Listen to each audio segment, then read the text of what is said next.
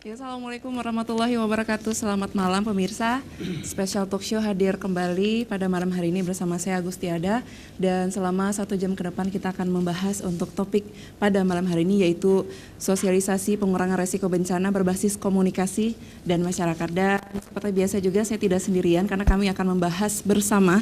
Dan sudah hadir ketiga narasumber saya pada malam hari ini. Yang pertama, Assalamualaikum, selamat malam untuk Bapak Fadil Esos MM, ini selaku Kalaksa BPBD Kota Banda Aceh. Assalamualaikum, selamat malam Pak Fadil. Assalamualaikum warahmatullahi wabarakatuh. Waalaikumsalam. Bagaimana Pak? Ini kita sambung PR yang kemarin ya Pak ya? Siap, mudah-mudahan pemirsa menyimak dan juga banyak bertanya untuk menambah wawasan kita. Betul sekali, karena memang untuk tahu sesuatu juga kita tidak boleh diam saja. Harus menelpon nanti di segmen kedua dan juga segmen ketiga, ini akan lebih seru sekali nih pastinya. Terima kasih Pak Fadil sudah hadir di Studio CTV untuk kedua kalinya bersama saya. Ini besoknya kita ngeteh bareng nih Pak ya. Oke, baik. Nah, selamat malam juga. Assalamualaikum untuk Bapak Sabri, ini anggota FPRB. Assalamualaikum Bapak Sabri. Waalaikumsalam warahmatullahi wabarakatuh. Bagaimana kabar Anda Pak? Alhamdulillah baik. Ini pakai jaket Bapak hari ini lebih dingin? Mudah-mudahan Itulah, bisa. karena anggota forum kita pakai jaket. Tapi mudah-mudahan ini bisa menghangatkan juga Pak ya untuk pembahasan ataupun topik kita pada malam hari ini. Ya betul. Setuju sekali. Dan kita sambut, Assalamualaikum, selamat malam untuk Bapak Sulaiman Bakri, Dinas Pendidikan dari Dinas Pendidikan dan Kebudayaan Kota Banda Aceh. Assalamualaikum Bapak. Waalaikumsalam warahmatullahi wabarakatuh. Selamat malam ya. Ini basicnya guru jadi lebih kalem Pak ya. Ya lumayan kalau Oke, nah pemirsa pada malam hari ini seperti biasa kita akan membuka line telepon nanti di segmen kedua dan juga segmen ketiga. Tapi Indonesia ini adalah sebagai wilayah yang memiliki kondisi geografis, geologis, hidrologis, dan demografis yang rawan terhadap terjadinya bencana frekuensi yang cukup tinggi. Dan ini memerlukan penanganan khusus bencana sistematis, terpadu, dan terkoordinasi. Nah, pemirsa jangan lupa nanti membuka ikut berpartisipasi bersama kami di segmen kedua. Nah, Pak Fadil, 2 minggu yang lalu kita sempat duduk di sini untuk membahas tentang tema yang hampir sama. Tapi ini berbeda juga, artinya kita juga bisa menyambung tentang 2 minggu yang lalu yang belum sempat kita bahas. Artinya seperti bagaimana perkembangan setelah kita berbicara duduk bersama dengan Kecik di Daya Tengah Pak ya. Nah, kalau malam ini seperti apa nih Pak perbincangan kita nantinya? Semestinya perbincangan kita kemarin ada yang terlupakan. Betul. Kita harus menceritakan dulu Kota Banda Aceh dalam perspektif global maupun nasional, bahwa suka atau tidak suka kawasan kita adalah kawasan rawan bencana. Ada berapa potensi-potensi bencana yang terjadi berdasarkan kajian risiko bencana yang kita lakukan. Ada 5 besar bencana yang telah kita lakukan kajian risiko selama berapa tahun, yaitu ada cuaca ekstrim, kebakaran, gempa, tsunami, dan epidemi. Tetapi yang terdampak luar biasa itu peristiwa 2004, yaitu tsunami dan gempa. Kemudian kita melihat dari sekilas geografis wilayah Kota Banda Aceh. Ternyata kita juga kondisi ada sesar Sumatera, di mana itu ada berpotensi untuk gempa. Kemudian juga ternyata Kota Banda Aceh pun dilewati oleh 2 segmen, yaitu segmen Aceh dan segmen Selimung. Sehingga ini adalah potensi-potensi garis dari lempengan yang akan bisa memungkinkan gempa. Kemudian juga struktur tanah kita di Kota Banda Aceh ini, struktur tanah ini aluvial yang juga bisa berpotensi terhadap yang pernah terjadi di Palu dulu, likuifasi, bencana likuifasi. Artinya apa? Suka atau tidak suka, kawasan kita adalah kawasan rawan bencana. Pertanyaan muncul sekarang adalah bagaimana kita menyikapinya? Haruskah kita tinggalkan Banda Aceh atau kita survive di Banda Aceh ini? Tidak ada pilihan lain. Mitigasi bencana adalah satu solusi dan satu strategi untuk kita jadikan Banda Aceh ini sebagai kota yang tangguh bencana. Baik, luar biasa sekali. Nah, Pak Fadil tadi Anda menyebutkan juga segmen Aceh dan juga Selimum. Ini apakah efek dari bencana di tahun 2004 yang lalu Pak? Artinya setelah 2004 gempa dan juga tsunami di Aceh, kemudian ini bencana bertubi-tubi datang menimpa Indonesia Pak? Itu hasil penelitian dari geologis bahwa ada patahan-patahan ditemukan, patahan baru, dan potensi dari patahan itu berpotensi terhadap gempa. Dan ini saya pernah disampaikan kepada dari teman-teman, ini kondisi-kondisi rawan yang memang kadang-kadang si malakama kita ingin sampaikan bisa menimbulkan kerisauan. Kita diam berarti kita tidak tanggap terhadap kemungkinan terjadi hal terburuk di kemudian hari. Oleh karena itu kita harus yakinkan, harus kita sampaikan kepada masyarakat itu potensi yang bakal terjadi. Namun demikian usaha pemerintah adalah bagaimana menyiapkan masyarakat dan seluruh komponen terhadap kesiapsiagaan bencana itu. Salah satu program kita bagaimana memperkuat mitigasi bencana di Kota Banda Aceh. Oke, itu Kota Banda Aceh. Nah, tidak menutup kemungkinan juga nantinya ke depan kita juga berharap tidak ada lagi bencana yang terjadi di Aceh. Tetapi nanti di kemudian hari bencana juga kita tidak bisa memungkiri dengan kondisi iklim dan cuaca di Kota Banda Aceh. Apakah menurut Anda masyarakat Aceh sudah memiliki edukasinya sendiri dalam menghadapi bencana untuk di kemudian hari? Oleh karena itu kita tidak boleh mengatakan tidak ada bencana atau bakal datang bencana. Tapi yang kita perlukan hari ini adalah langkah-langkah strategis dari pemerintah masyarakat bagaimana menyiapkan masyarakat kita terhadap kesiapsiagaan mereka terhadap potensi bencana di kemudian hari. Oleh karena itu itulah program kita adalah membangun strategi mitigasi bencana. Dalam mitigasi bencana ini beberapa langkah-langkah strategis yang kita lakukan. Salah satu bagaimana kita harus menyediakan sarana dan prasarana mitigasi bencana. Sebagaimana yang terdahulu kita bilang, kita adanya escape road, ada escape building, ada rambu-rambu bencana.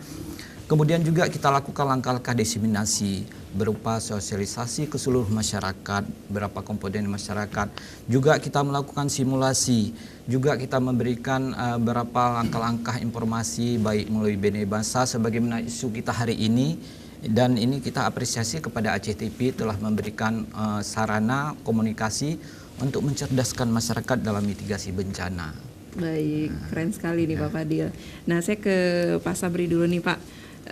Ini mitra kerja dari Pak Fadil juga ya Pak ya, di FPRB ini. Saya ingin tahu dulu peran dan tugas dari FPRB ini seperti apa Pak Sabri? Baik, Assalamualaikum warahmatullahi wabarakatuh. Waalaikumsalam. Selamat malam pemirsa Aceh TV yang sudah menyaksikan program kita pada malam ini tentang sosialisasi pengurangan risiko bencana.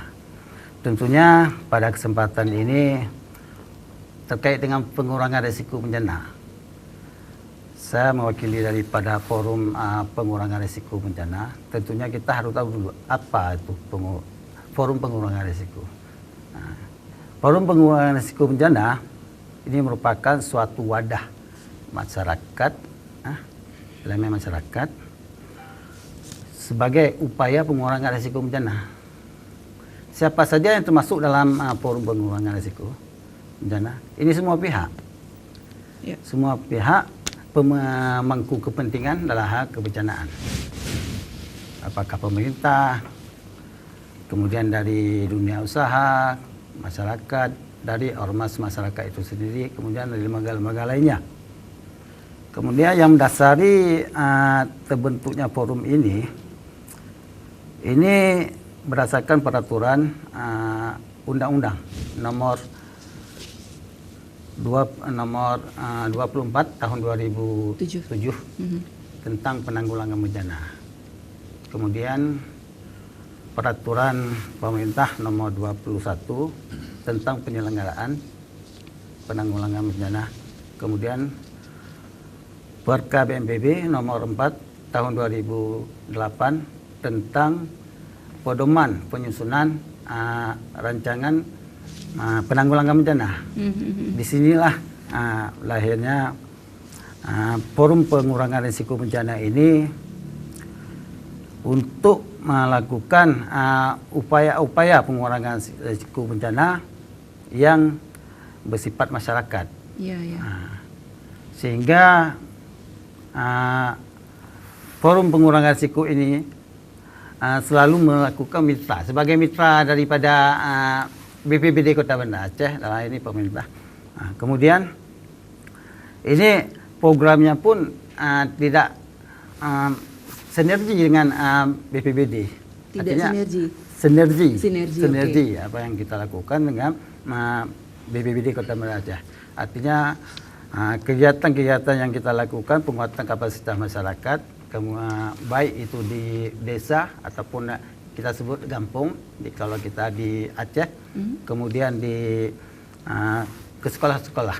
Hari ini pun hadir dari pihak distrik sebagai edukasi sekolah, di mana berdasarkan sinergitas kita kerja dengan BPBD, kita sudah melakukan penguatan kelembagaan baik di sekolah dan di masyarakat, dalam hal ini desa.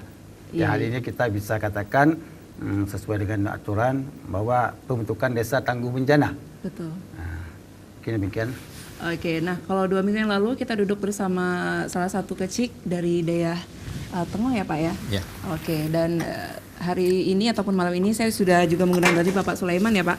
Pak, ini Anda dari Dinas Pendidikan, ini kalau kita flashback sedikit, Anda juga pernah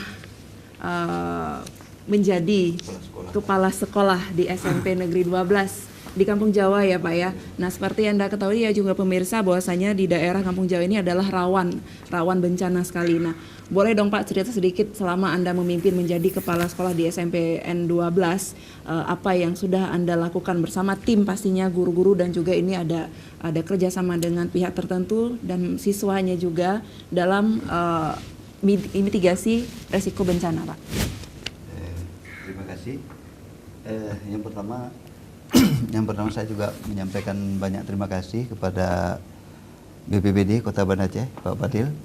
Ya, ini merupakan salah satu faktor pendorong bagi kami di SMP Negeri 12 pada saat itu untuk melaksanakan bagaimana cara penanggulangan bencana. Ini yang pertama dulu. Yang kedua saya sampaikan juga bahwa SMP 12 Banda Aceh itu yang terletak memang di bibir pantai. Memang jangankan kita bilang pada saat bencana, pada saat pasang naik saja itu berpengaruh bagi SMP 12 Banda Aceh. Sehingga semua sivitas akademika yang ada di SMP 12 Banda Aceh itu wajib hukumnya mengetahui bagaimana cara penanggulangan bencana. Nah, salah satu program yang telah kami laksanakan yaitu bekerja sama dengan BPBD, terutama BPBD Kota Banda Aceh, bagaimana mendrill siswa-siswi kami, guru-guru kami agar bila terjadi bencana itu mengurangi resiko bencana itu sendiri. Nah, jadi yang ingin saya sampaikan adalah bahwa dengan adanya simulasi-simulasi yang dijalankan oleh BPBD Kota Banda Aceh, terutama pada saat Bapak Fadil menjabat kalaknya, kami merasa cukup terbantu. Terbantunya begini, dengan adanya beberapa kali kami laksanakan kegiatan simulasinya, minimal anak-anak kami dan guru-guru kami pada saat itu tidak panik menghadapi masalah bencana ini. Nah, kalau boleh tahu dulu Bapak menjadi kepala sekolah di SMP 12 ini tahun berapa Pak? 2018. 2018. Oke. 2017 saya masih di SMP Negeri 13 Banda Aceh. Dipindahkan ke SMP 12 Banda Aceh pada tahun 2018 dan langsung melakukan kerjasama dengan BPBD mendrill anak-anak kami untuk bagaimana mengatasi atau menghadapi bencana itu. Jadi sekarang siswa sudah siap. Jadi ketika ada bencana datang, mereka sudah tahu menyelamatkan diri kemana dan bagaimana cara penyelamatannya, begitu ya Pak ya? Insya Allah, karena gini, di dalam kita melaksanakan simulasi itu, semua siswa dan semua guru itu sudah tahu apa yang dikerjakan. Nah, itulah BPBD pada saat itu memberi arahan, bimbingan kepada kami sehingga semua guru begitu terjadi apakah itu bencana gempa, apakah itu banjir, apakah itu kebakaran, Jadi semua sudah ada tupoksi kerjanya. Baik, Nah, itu yang paling manfaat bagi kami di SMP Negeri 12. Simulasi sangat bermanfaat juga. Baik, nah pemirsa, kami akan segera kembali di segmen kedua. Siapkan telepon Anda. Dan untuk Anda nih, untuk siswa di SMP Negeri 12 ini ada mantan Kepsek Anda nih ya. Kita akan segera kembali tetap di Special Talk Show.